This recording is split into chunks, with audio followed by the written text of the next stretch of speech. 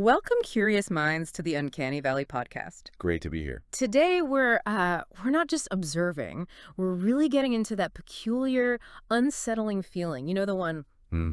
when something is almost human, almost real, but just fundamentally wrong. That little glitch. Exactly, that glitch in perception that makes your skin crawl, that little prickle of unease. Yeah.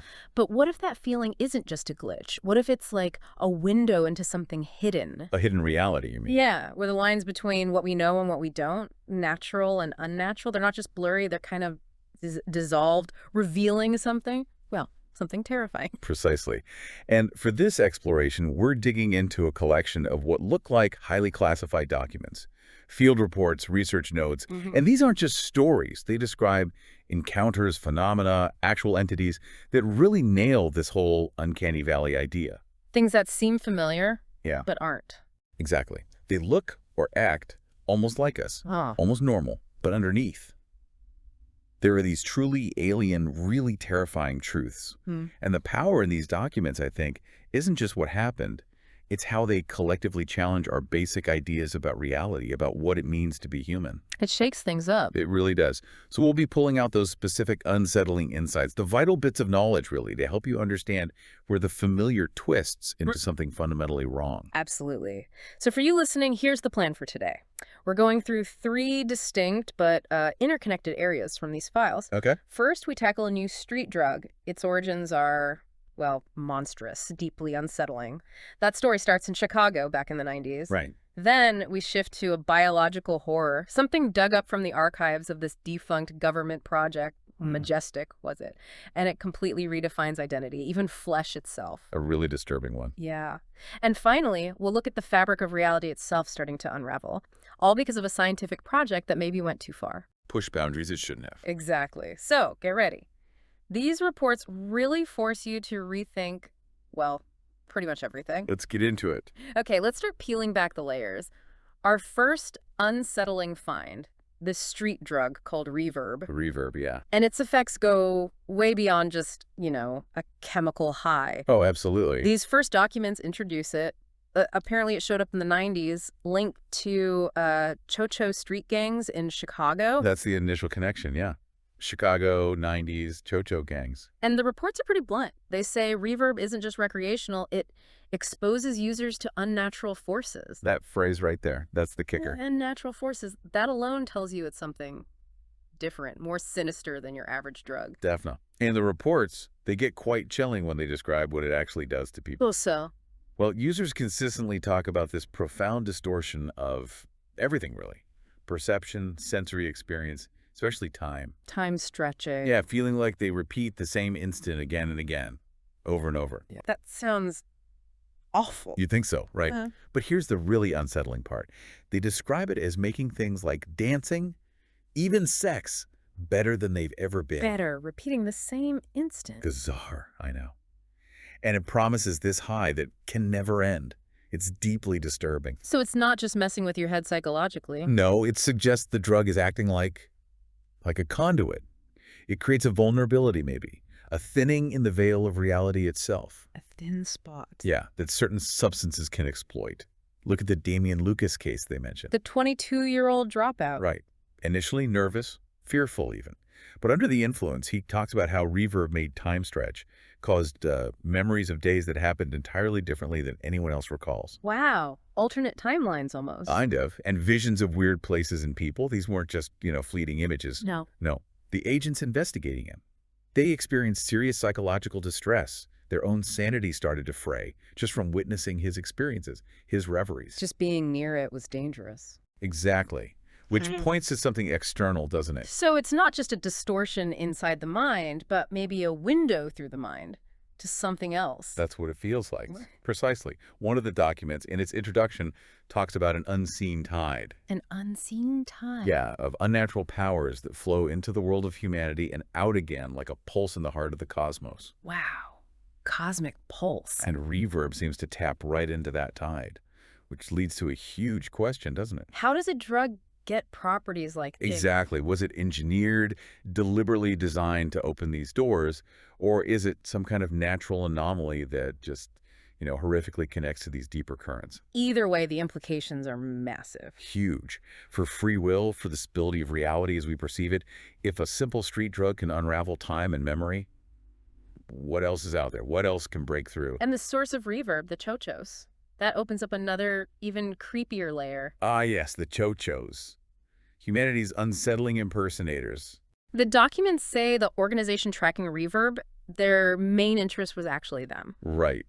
The drug was just the symptom, maybe. The Tcho-Tchos were the disease. And the description is chilling, taking human shapes in order to consume human victims. They foster confusion, they adapt and pretend with keen intelligence, and they feed. That phrase, adapt and pretend with keen intelligence, that's key. It's pure uncanny valley, isn't it? They look human, they act human, maybe even sound human. But they aren't. Fundamentally something else. Walking among us, wearing our faces, speaking our languages. Driven by, well, alien appetites, alien allegiances. Yeah. And for anyone who's looked into, let's say, the more obscure corners of anthropology or hidden histories, the name Tcho-Tcho might ring a bell. In a bad way. In a very bad way. Whispers of ancient, disturbing rituals, cannibalism, violence. These aren't just, some weird human cult. The implication is there's something older, more alien. Oh, it's an alien. Okay. And the lore goes deeper. Some sources, admittedly ill-famed ones, suggest they were actually created by the Great Old Ones. Great old ones, like cosmic entity level. The big ones. Colossal, indifferent beings whose existence just breaks human understanding. And the idea is that Tcho-Tchos secretly serve them, even today. Wow. Okay, so reverb connects to them how? The core ingredient of reverb is this substance called Liao. Liao, L-I-O. Right, and Liao is apparently a sacred substance that the Tcho-Tchos themselves consume. So mixing it into a street drug, that was seen as sacrilege by some of them. Playing with holy fire, basically. Something like that. And taking too much Liao on its own apparently risks insanity. Oh. But the investigation found something worse than insanity. Yeah, something more frightening than mere insanity. It connects to a specific entity, a hungry god who watches the paths and punishes transgressors, called Shukuran. Shukuran. How's it depicted? With midnight black skin and an elephant trunk face. Okay, that's memorable. Definitely. So this isn't just about appearances being off. It's social. It's cultural mimicry, too. Right. Their intelligence, their ability to adapt and pretend. It turns the whole concept of human into this fragile, permeable thing. Yeah. And the really terrifying insight, the question it forces you to ask is, how many human interactions are actually with humans? How often are you talking to something that's just wearing a human shape? That is, profoundly unsettling. And the reports don't just leave it as theory, right? They give examples. No, they don't. They provide some pretty concrete, high-level examples of this infiltration. Like who? Well, there's a figure named Tcho-Tchos, a powerful Chicago businesswoman, president of Genetic Agricultural Products, founder of the Tcho-Tcho diaspora, which is another name for the Tcho-Tcho people. So integrated right into business and community leadership. Deeply. And she's also described as a dedicated member of Cho's lethal Shukuran cult. The elephant trunk god cult. The very same. And her close colleague, Dr. Trang Duc Bien, a retired physician, described as friendly, hospitable, canny. Seems like a nice old guy. Got it. But he reports all interesting contacts directly back to Tcho. An information network. Exactly. It shows how deeply embedded they are, operating at high levels, influencing things, all while hiding their true nature. They aren't just lurking in alleys. They're in boardrooms, maybe even doctors' offices. Adds layers to the creepiness, doesn't it? Layers and layers. Okay, so shape-shifting, cannibalistic, ancient entity-serving impersonators weren't enough. Reverb apparently unlocks something else. What's this about a hound of the angles? That sounds inherently contradictory. It really does. A hound suggests biology, life. Angles is pure math, geometry. So what is it? Can you sort of paint a picture? Okay, this is where reality really starts to fray. The hound of the angles. It's not biological at all. Okay. It's described as a terrifying geometric entity. It literally boils into our 4 dimensions from sharp angles and edges. Boils into reality. That's the phrasing. Imagine its body. Composed of 1,000 shards of glittering, razor-sharp fragments of space-time. Fragments of space-time. Yeah, moving and reforming constantly into the vaguest outline of a quadrupedal predator. So it looks kind of like a dog or wolf, but made of math. Essentially. It's an uncanny mimicry, but of behavior, not physical form. It hunts in a similar manner to a dog, wolf, or tiger. Relentlessly pursues its prey. Even though it's not alive in any way we understand. Exactly. Made of pure shifting geometry. And its attacks are nasty. How so? There's a shard sweep, just slices through defenses, ignores body armor, does serious damage. Ignores armor. Okay. And then there's the shard swarm. It basically engulfs the victim. The documents give it a 10% lethality rating per exposure, also ignoring armor. Almost certainly fatal if it catches you. And you can't outrun it. The reports say outrunning them is an unlikely outcome. It's relentless. A predator from outside physics, hunting with animal instinct, made of concepts. How do you even fight that? What could possibly stop it? That's the really fascinating bit. Its weakness is geometry itself, specifically curved space. Curved space, like circles, spheres. Exactly. Yeah. Large areas made up of curves, spheres, circular surfaces. They disrupt it. They cause its swarm structure to lose coherency. It actually takes damage in those spaces. The curves unravel its angles. Something like that. If its hit points, its structural integrity basically is reduced to 0 by these curved spaces.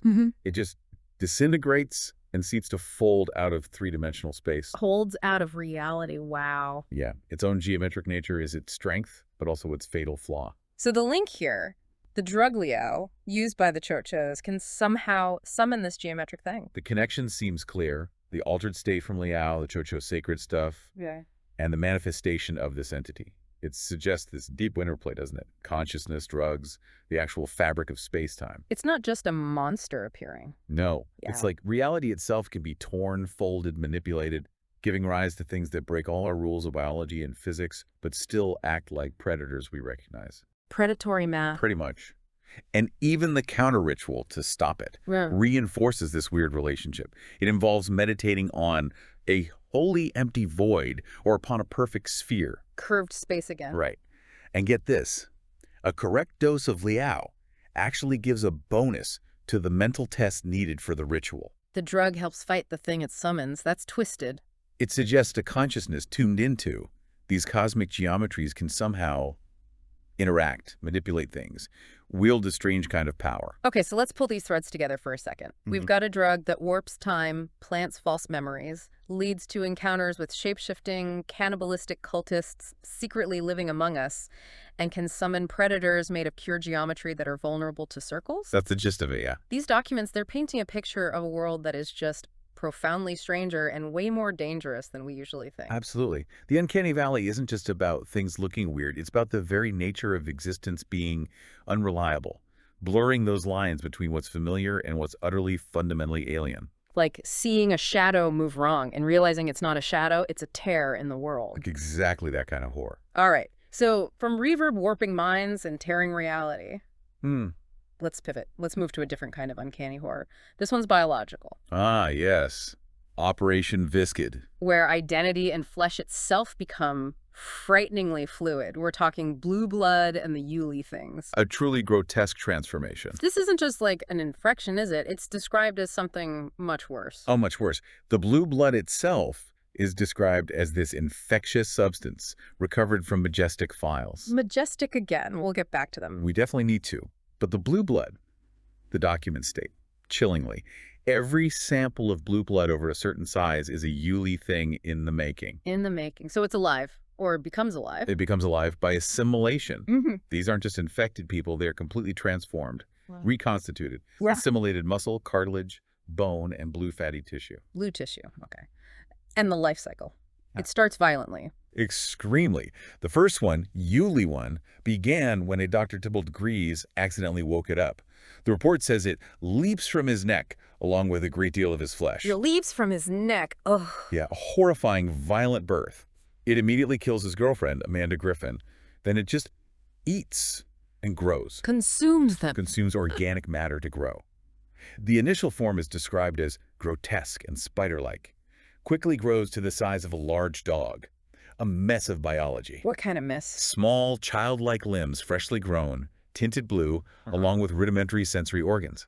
It's like it's building itself randomly from stolen parts. So it's not just growing, it's assembling itself from what it eats, like a living, grotesque sculpture of stolen flesh. Precisely that. Yuli things grow by assimilation. They keep developing these features, small, childlike limbs, always blue-tinted rudimentary sensory organs, and they can get huge, How huge? up to a full ton in mass. Described as a sphere composed of interconnected and repurposed limbs tied together in bizarre ways. A sphere of limbs. Yeah, most tipped with eyes or ending in weird, double-hinged human mouths, all with that blue tint. Double-hinged mouths. Okay. Is there anything that stops them besides, massive firepower? Interestingly, yes. Sunlight. The reports note that sunlight destroys any lingering blue blood in corpses. So it has a specific vulnerability. A very specific, almost surgical one for something so chaotically regenerative. But yeah, this isn't just a zombie plague. It's a total erasure and a grotesque redefinition of being alive, of being human. It sounds like the absolute embodiment of the uncanny valley. Living, breathing, familiar human parts, assembled into something alien and awful. Exactly. But you mentioned identity earlier. That's where this gets even more chilling, I think, beyond the physical horror. How does identity play into this sphere of limbs? That's the truly nightmarish part. Each Yuli thing, no matter how monstrous its form, it believes it alone is Daniel Yuli. Daniel Yuli, the original source of the blue blood sample. Presumably, yes. And each one longs for reunion with his wife and child. Reunion. What does that mean for them? It means consumption, assimilation. That's how it achieves reunion. Oh, God. So it's the ultimate violation of identity. A physical monstrosity that still holds this twisted, broken echo of the person it used to be. A consciousness trapped in this shifting, cannibalistic nightmare. And their bodies are incredibly mutable. Plastic anatomy, the files call it. Plastic anatomy? Allows them to reform limbs as needed on the fly. Grow hands, eyes, mouths, all looking human, recognizably human, but always with that blue tint. So it's constantly rebuilding itself, maybe even directed by whatever consciousness is trapped inside, ensuring it looks just human enough to be horrifying. That's a chilling possibility. It suggests a biological principle completely alien to us. Which brings up a big question, right? When does something stop being a warped version of the original and become something entirely new and horrifying? Exactly. Yeah. And what does that do to people who knew the original? The concept of identity just collapses. Look at Daniel Yuli's family. Malcolm, the son, born after his father, vanished. He has no memory, so he doesn't recognize a Yuli thing. To him, it's just a monster. Okay, that makes sense. But Isabella, the wife, she suffers maximum sand loss, maximum psychological damage, a complete mental breakdown from recognition of her deceased husband when she sees any Yuli thing. Because she does see him in it, or echoes of him. Enough echoes. It's that deep primal horror of the self being lost, grotesquely remade.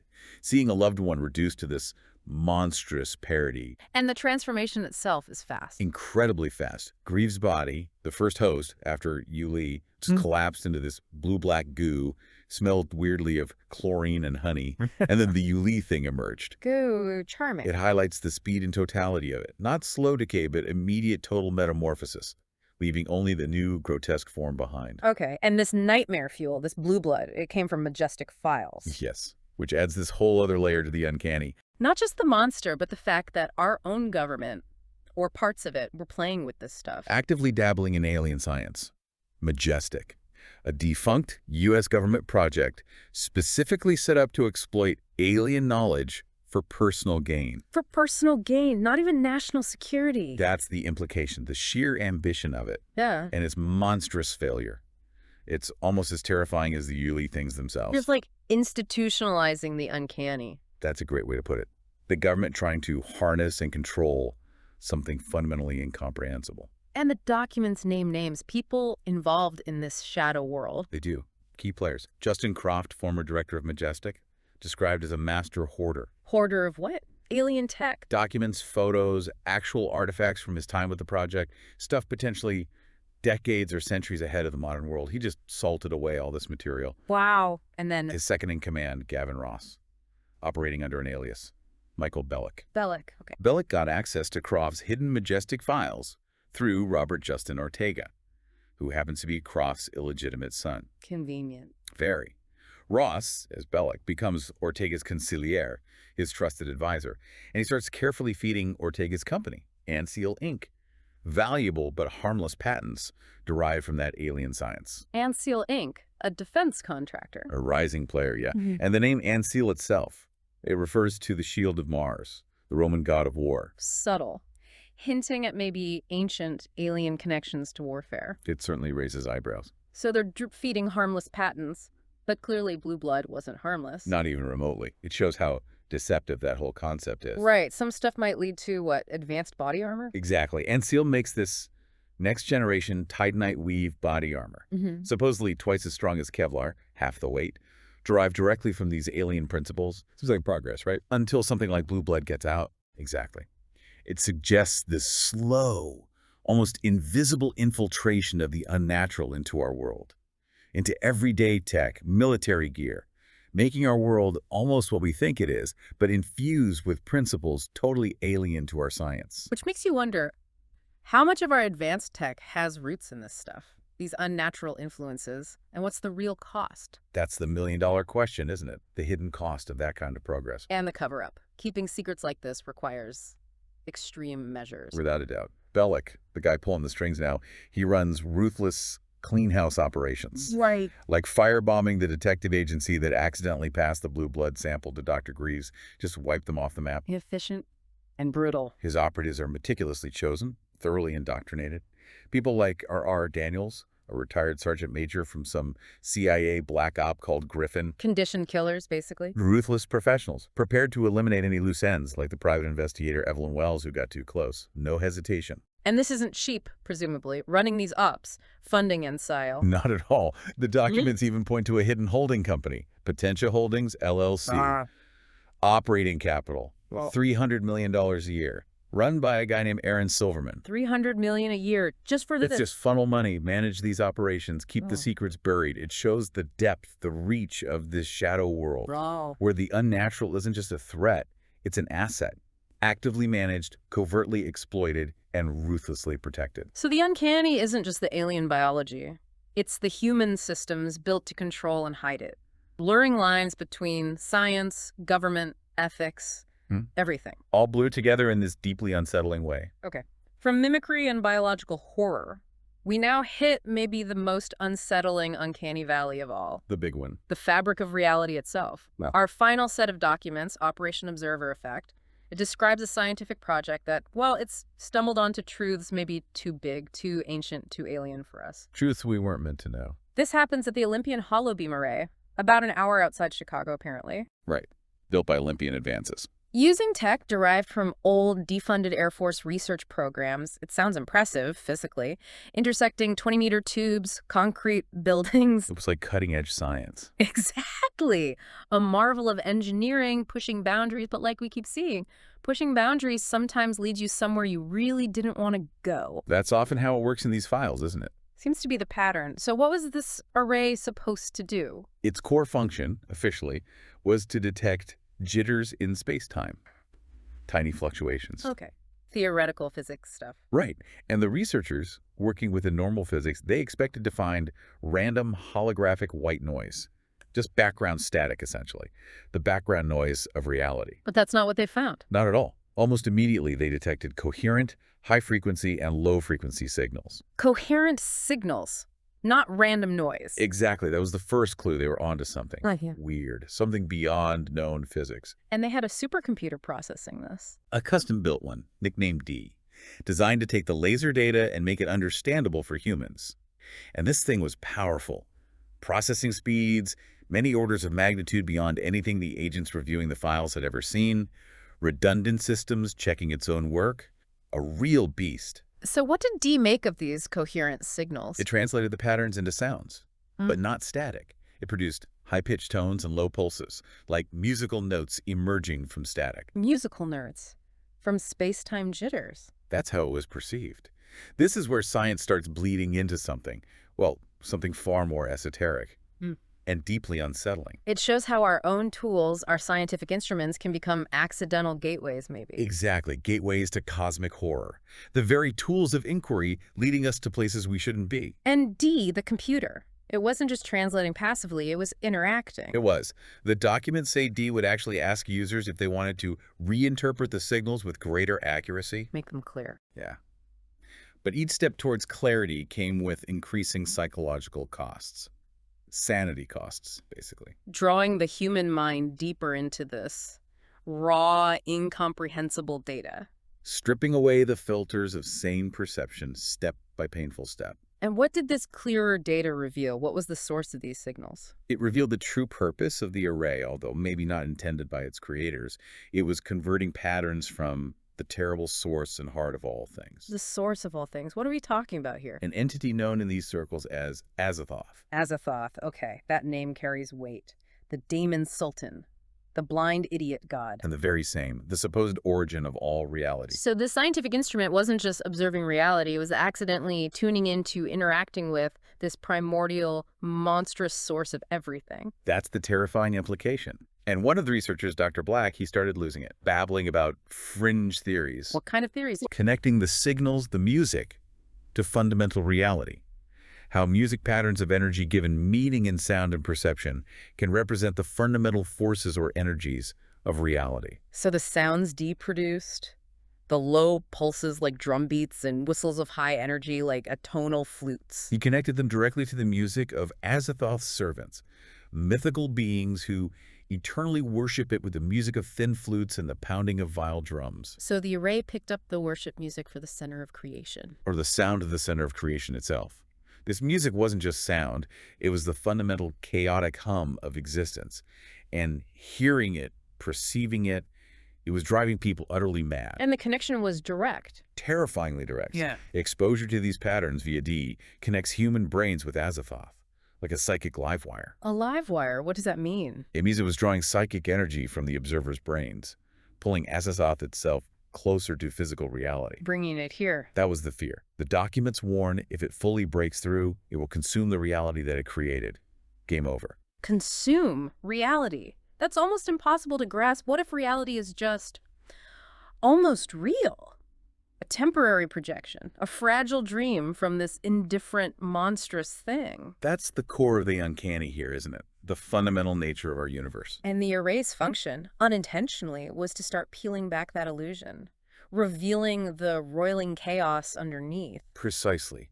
And the cost was devastating. Those increasing sanity costs for clearer signals weren't abstract. The researchers suffered catastrophic breakdowns. Physically, too. Oh yeah, Dr. Kleiner was observed decohering, literally vanishing in flashes of light. Decohering, like dissolving. Fading out of existence. Dr. Takagawa's body started to glow, and he went totally blind. Eyes just burned out by the raw truth, maybe. And Dr. Black, the one talking about music. Complete mental collapse. His mind just shattered, unable to reconcile what he was perceiving with anything sane. These aren't just side effects, they're annihilation. They vividly illustrate the impact of these revelations on the human mind, the human body. It leads to that critical question. What happens when our minds, evolved for this stable reality, are forced to confront the raw, unstable chaos of its true origin? It's not just unsettling, it's an existential catastrophe waiting to happen. Exactly. And does it suggest this isn't like a one-off event? Could this happen again? Is it cyclical? That's the deepest, most disturbing rabbit hole here. The documents mention iterations of reality folding in on themselves at a god's mindless whim. Iterations, like different versions of reality. Exactly, implying the reality we know is just one version, maybe one of countless versions. And there's this chilling note about suppressed memories of prior iterations causing unsettling occurrences, even for the leaders of the organization behind these agents. They remember echoes of past realities. Echoes, glitches, suggesting a reality that's constantly, subtly changing. Never quite the same, maybe never truly different either. A cycle. That's the ultimate uncanny, isn't it? The ground beneath your feet, the laws of physics. They might just be temporary, a projection, a fleeting dream, ready to unravel at any moment because the dreamer twitched. The familiar is just a thin veil. And underneath, an infinite, indifferent abyss. Okay. Wow.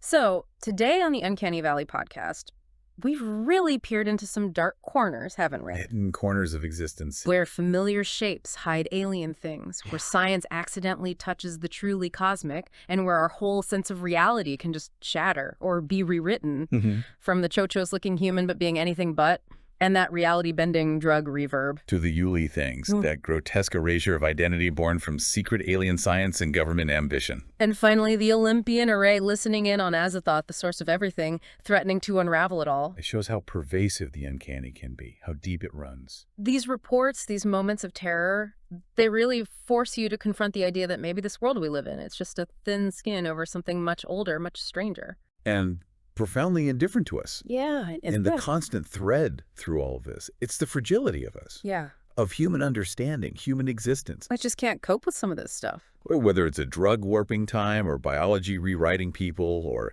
science cracking open reality, the challenge is always the same. How do we deal with phenomena that are other than space-time, that are everything everywhere, but totally blind and deaf until we accidentally tune in? Yeah. The uncanny feeling. It's not just goosebumps. It's a warning sign, a stark, terrifying reminder of what's lurking just outside our comfortable little bubble of perception. It really leaves you wondering, doesn't it? If these unnatural forces, these cosmic horrors, if they can wear our faces, mess with our minds, even bend the laws of physics we rely on. Then how much of your everyday experience is actually natural? How much is yours? How much is even real? And what seemingly normal detail around you right now, that weird shadow, that sound that keeps repeating, that thing you thought you saw in the corner of your eye, could it actually be a little piece of a much larger, much more terrifying truth, just waiting to pull back the veil? Something to think about? Definitely something to think about. This has been the Uncanny Valley podcast.